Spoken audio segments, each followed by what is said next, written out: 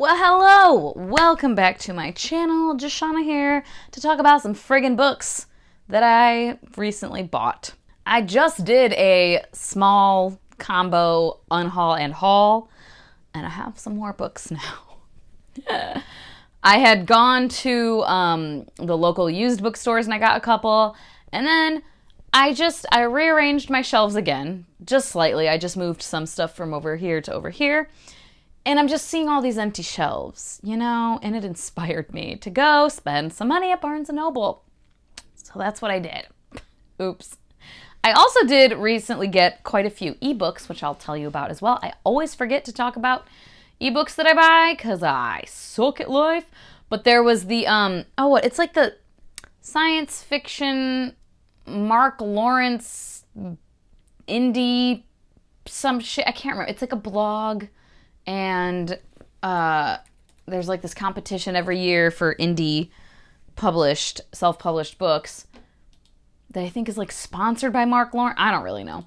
But someone shared on Twitter that they were having a sale of last year's like top 40 or something from that. And so I went and bought a few. They were all just $1. So I got several. I'm trying to find the fucking list though. Where the fuck is it? So the first one I got is probably recognizable to most because lots of fellow booktubers have read it and really liked it. I just haven't gotten to it yet, and that is The Sword of Kaigen by M.L. Wong. This one is like military, and I hear that it's urban fantasy. Like there's technology in it, so it's more modern. But yeah, it's like a military fantasy, and I know there's a mom in it. The little blurb here: on a mountainside at the edge of the Kaiganese Empire live the most powerful warriors in the world, superhumans capable of raising the sea and wielding blades of ice. For hundreds of years, the fighters of the Kusanagi Peninsula have held the Empire's enemies at bay, earning their frozen spit of land the name The Sword of Kaigen. There's a family that has to defend the Empire. A rich elemental magic system and deep world building make this martial fantasy perfect for fans of R.F. Kuang, Brandon Sanderson, Lee Bardugo, and Leon Hearn. But yeah, I'm excited to get to it at some point. The next one I got from that sale, next ebook, is Outpost by F.T. McKinstry, the Filking Book 1. In a war-torn realm occupied by a race of immortal warlords called the Filking, trouble can reach cosmic proportions. Using the realm as a backwater outpost from which to fight an ancient war, the Filking taught human seers to build and ward over an interdimensional portal called the Gate. The Filking's enemies who think nothing of annihilating a world to gain even a small advantage are bent on destroying it. 2 centuries of peace, the realm is at war, seers are disappearing and their immortal guardians are blind, deceived by their own kind, etc., etc. There's a source of the rising darkness and they must rally to protect the gate against a plot that will violate the balance of cosmos, destroy the Filking, and leave the world in ruins. Cool. Next one I think is a fantasy romance, if I remember from the like little thing. Yeah, it's a dark fantasy thriller about love, lies, and memory thieves. And it is Last Memoria by Rachel Emma Shaw. There's a memory thief on the run. Stolen memories blacken Cyrilla's hands, making it impossible to hide for long. The memories mix with her own and it's getting harder to stay in control. Only her family understands the curse of being a memory thief, but they got separated in their escape from the king. It's up to Cyrilla to find them again, but not everything is as it seems in Valora. She must stay in control if she's to keep her freedom, especially since it's no longer just the king who wants to find her. Larkout by K.A. Krantz. This one might also be like a fantasy romance. There's a couple that were. Blood beings can be chattel or char. Fire sees through the veins of every Morsam, demanding domination and destruction. Combat is a hobby. Slaughtering the inferior blood beings is entertainment. Life is a repetitious cycle in the prison fashioned by the gods.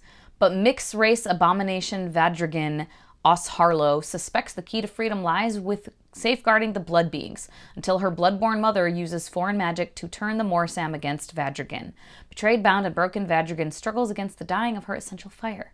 Yet the ebbing flames unleash the dormant magic of her mixed heritage, the magic to destroy free will. I'm not gonna lie, I didn't really read the synopses of these before I bought them. That one sounds like me.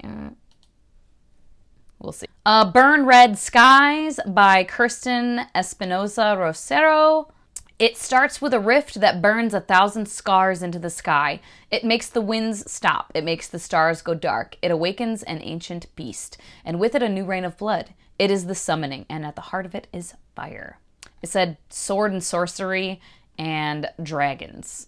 So I grabbed that bitch up. The Iron Crown by L.L. McCrae. Fenn's first and only memory is finding himself in the middle of a forest, face to face with a dragon spirit mocking him, all knowledge gone apart from his own name. A new high fantasy series bursts into life with the dragon spirits, who reign supreme in the magic-drenched world of Tassar.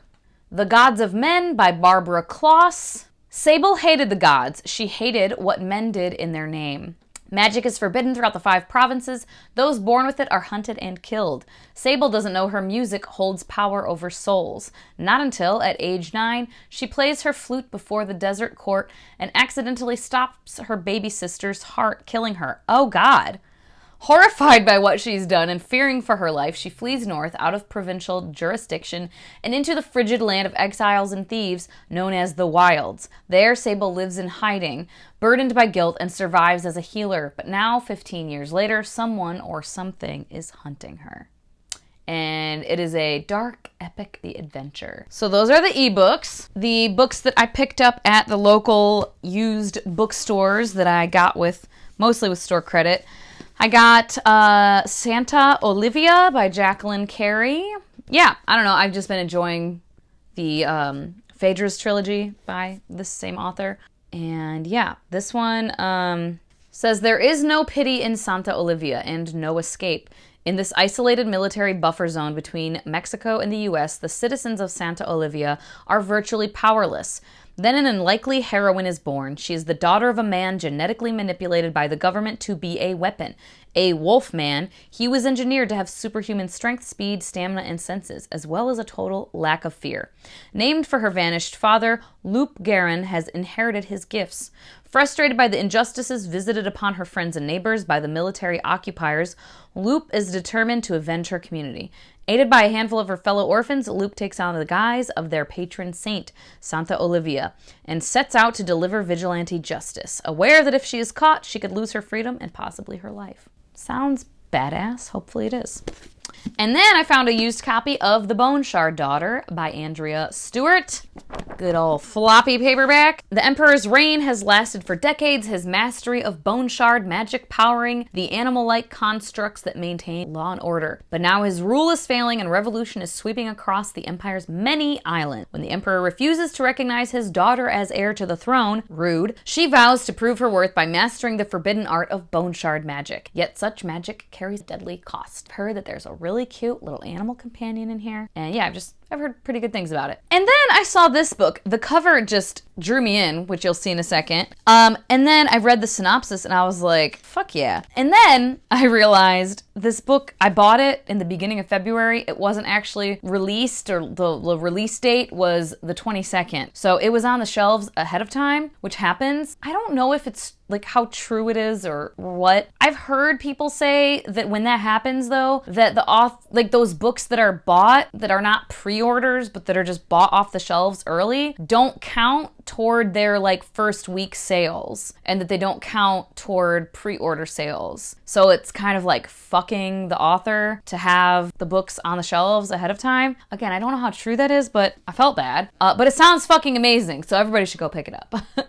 It is Carolina Built by Kiana Alexander. It is historical fiction, but like, yeah, look at it. Like, it's like, I don't know if you can see, it's like kind of, it's not quite foiling, like it's not like shiny, but it's like a little shiny and glittery, you know? Just really enjoyed that. But yeah, It's historical fiction based on a real person. A vivid and moving novel based on the incredible life of real estate magnate Josephine N. Leary, a previously untold story of passion, perseverance, and building a legacy. Josephine N. Leary is determined to build a life of her own and a future for her family. When she moves to Edenton, North Carolina, from the plantation where she was born, she is free, newly married, and ready to follow her dreams. As the demands of daily life pull Josephine's attention away, it becomes increasingly difficult for her to pursue her real estate aspirations. She finds herself immersed in deepening her marriage, mothering her children, and being a dutiful daughter and granddaughter. Still, she manages to teach herself to become a businesswoman, handle her finances, and make smart investments in the local real estate market. Yet with each passing year, there's always another challenge standing between Mrs. Leary and the work of constructing her legacy from the ground up. Sounds really fucking cool. She sounds like an awesome person in history that I've never heard of. So yeah,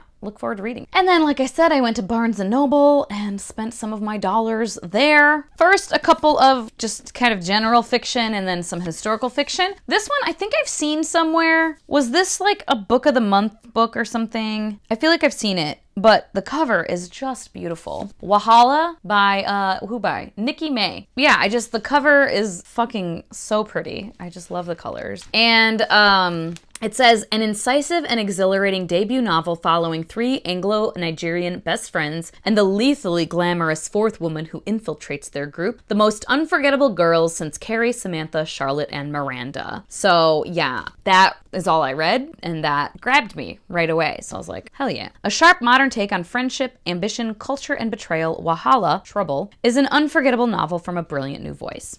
I don't know, sounds like fun. I enjoy that type of story here and there. Some gal pals doing stuff. And I just thought it sounded like a lot of fun. Hopefully, I'll think so once I read it. The next 3 books are all historical fiction, and they are all books that, where there was an article or something that I saw, maybe that someone sent me. I think someone might have sent it to me. Of course, now I can't remember who. I'm really sorry if you're watching right now and you're like, it was me, Jashana, Jesus. But someone sent me this this article that was a list of books similar in tone, vibe, whatever, to City of Girls. And I went through the list and read the synopses of them, and there were several that I tagged on Storygraph as like City of Girls. And that's where these 3 come from.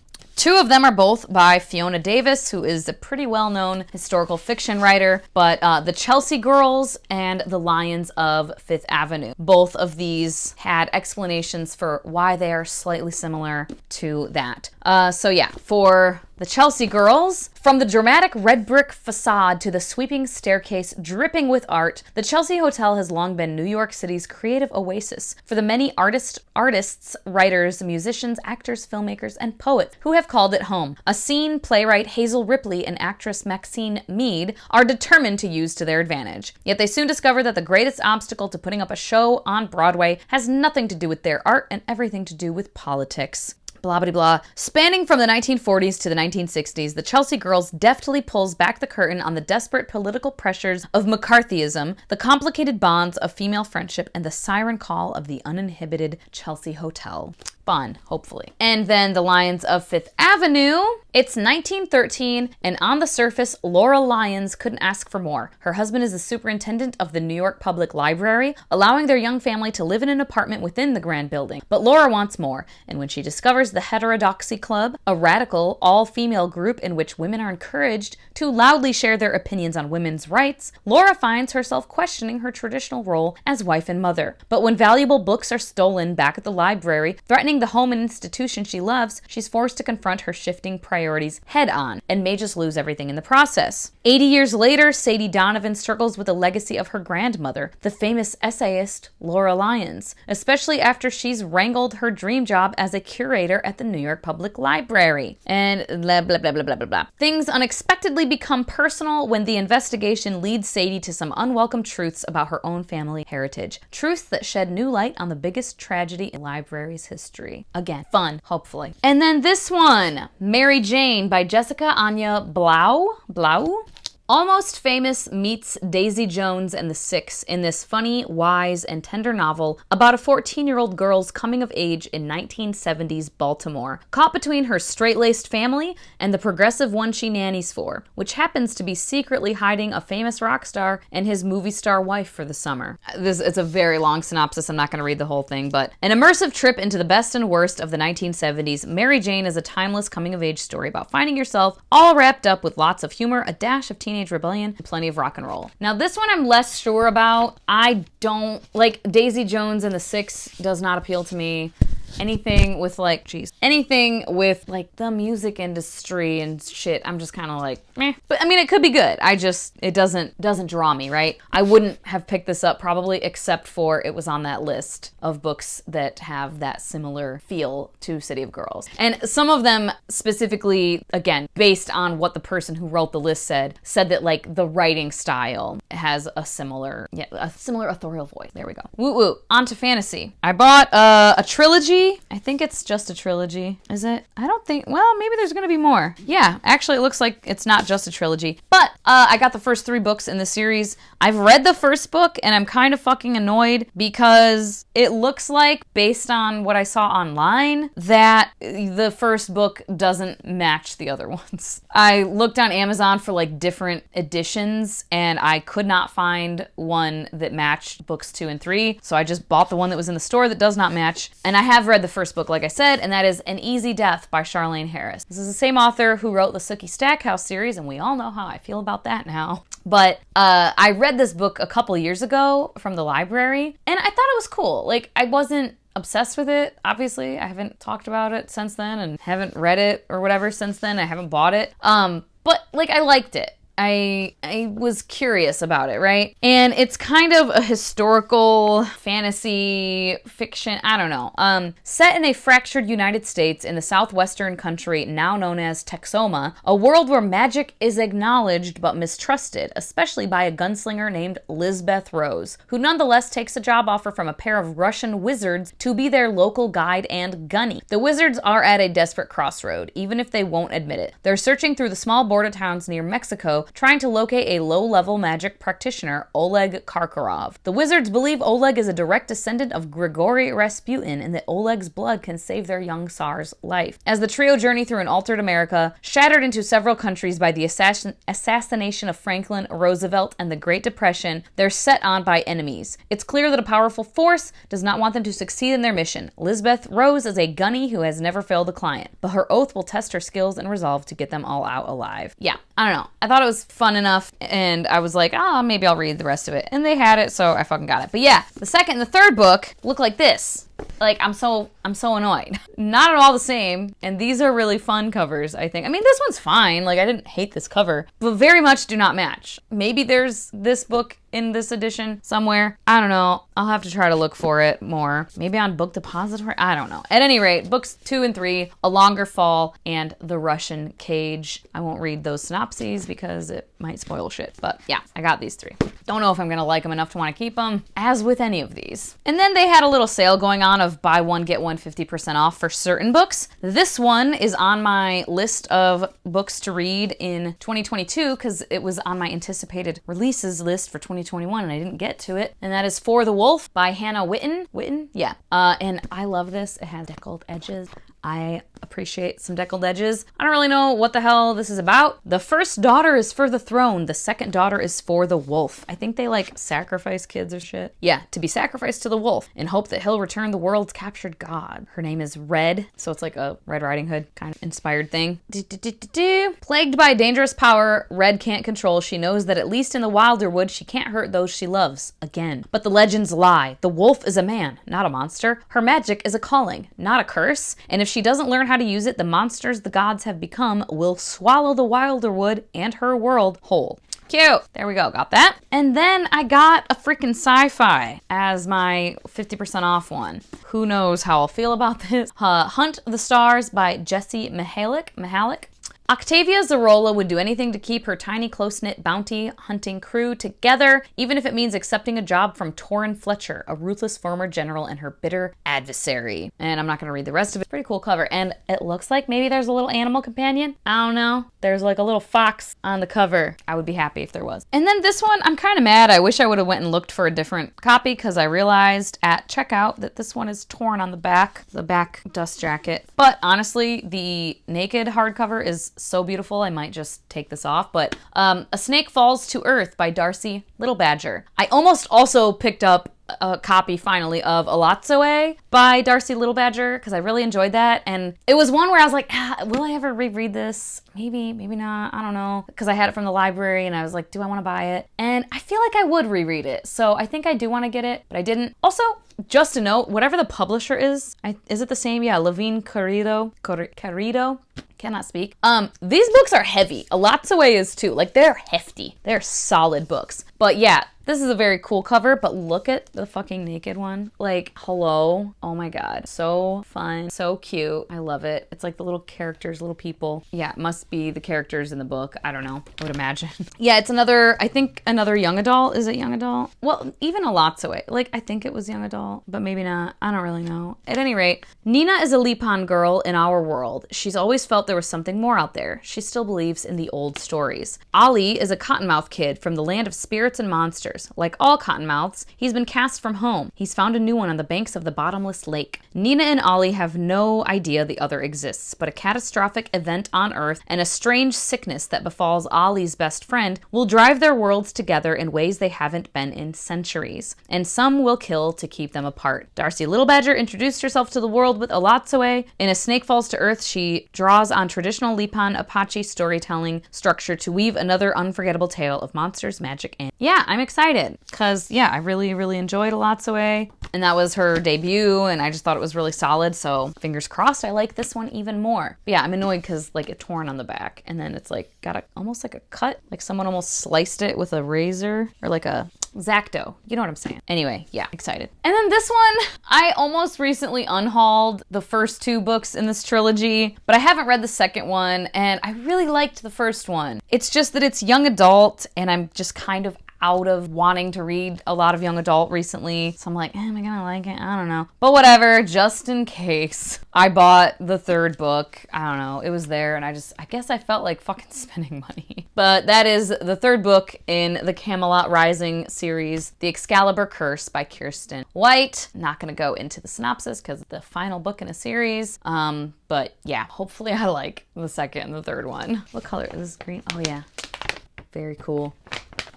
There we go. That's all the books. That is, I think, the largest book haul I've had in a hot minute. Like I said, my empty shelves were just staring at me and calling to me and telling me to go buy books, apparently. I did also recently put in a pre-order order, and then I had to go back and remove one because I had Siren Queen pre-ordered, but as you know now, I DNF'd it, the e-arc, so I had to pre-order them. But yeah, so I'll have those when they come in throughout the year. As always, thank you so much for your time. Hope you all have a wonderful day, and I will talk to you later. Bye-bye.